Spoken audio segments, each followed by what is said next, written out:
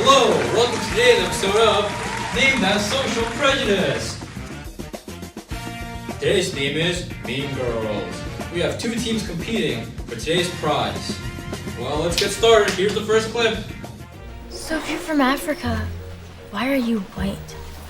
Oh my god, Karen, you can't just ask people why they're white. So, what social prejudice was that on the screen? Team 1? What's Africa? That's wrong. Does Team 2 want to give it a try? According to my calculations, the answer is racism. That is correct. Team 2 gets 100 points. Now let's take a quick intermission, and here's a message from our sponsors. The in-group contributes to racism by distinguishing themselves based off of concepts like ethnocentrism. They often are closed off to accepting minorities, especially of race, and they frequently negatively stereotype and alienate others. This practice maintains the homogeneity and power of the in-group. While not to the same degree, outgroups can contribute to racism as well. Examples of this include the pervasive problem of anti-blackness in Asian communities that was ingrained through Western colonialism. Creating conflict between outlier groups helps keep the in-group in control over all of them. Unity is strengthened within groups by an othering of the opposite group, by race or culture. Their shared dislike of others is the main basis for their own cohesion. The outgroup often finds solace in sharing ideals or even traumas, and the in-group celebrates shared privileges and abilities over others together. And we're back. Now, let's see the next clip for question 2.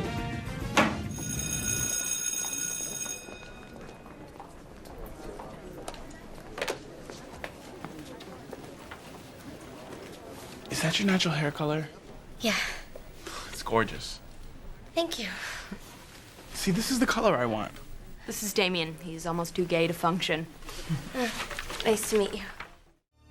So, who can tell me what that social prejudice was? Yes? Hey, Team can I 1? borrow your lipstick? Sure. You guys have the answer? No, you don't. Okay. Does Team 2 want to give it a try? It was obviously homophobia. Obviously, it was homophobia. 100 points to Team 2. Really killing it, guys. Now, we have another message from our sponsors. The in-group contributes to homophobia by labeling people of the LGBT community as different or even subhuman. Often the word gay is casually used as a derogatory term by members of the in-group to demoralize and associate negative connotations with the outgroup identity.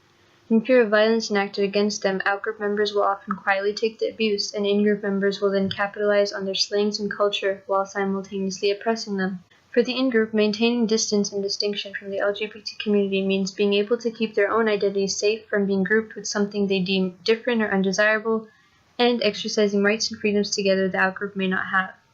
On the other hand, after so many years of being marginalized, the LGBT community often desires radical distinction as a way of being heard and as a way of banding together with people of similar experiences and beliefs and fostering a transcending camaraderie. And we're back. Here's our last clip for our last question. In the regular world, Halloween is when children dress up in costumes and beg for candy. In girl world, Halloween is the one night a year when a girl can dress like a total slut and no other girls can say anything about it.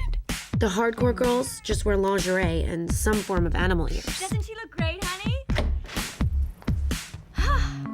What are you? I'm a mouse. Duh. Unfortunately, no one told me about the slut rule, so I showed up like this.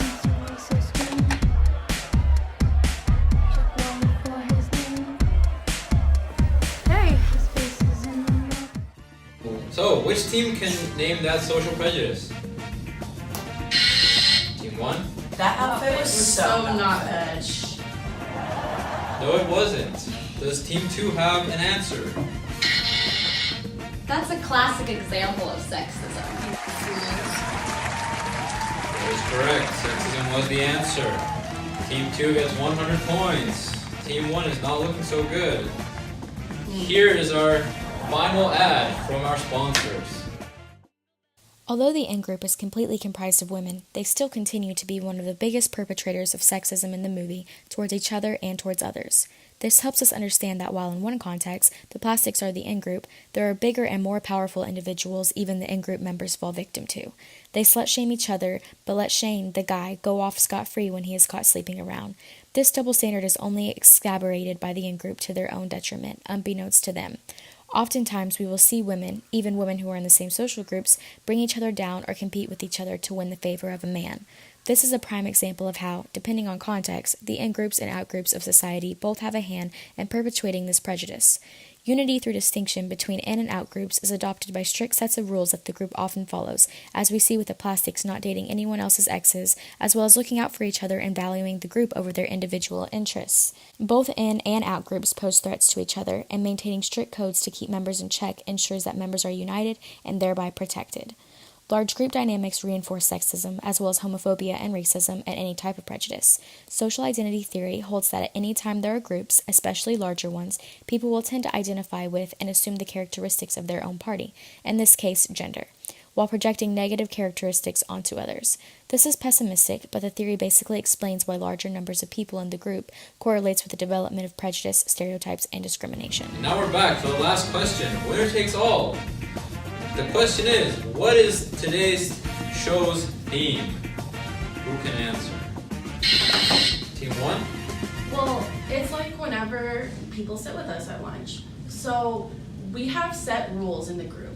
You only can wear your hair in a ponytail one day a week. We only wear sweatpants or joggers once a week. And on Wednesdays, we wear pink. And whenever someone else wants to sit with us at the lunch table, we all talk about it. It's just being considerate of the group. I mean, duh. I'm actually getting a message from my producer. It sounds like that question was correct. Yes! Team 1 wins. Today's episode's theme was in-group, out-group behavior. Who would have thought? See you next time, folks.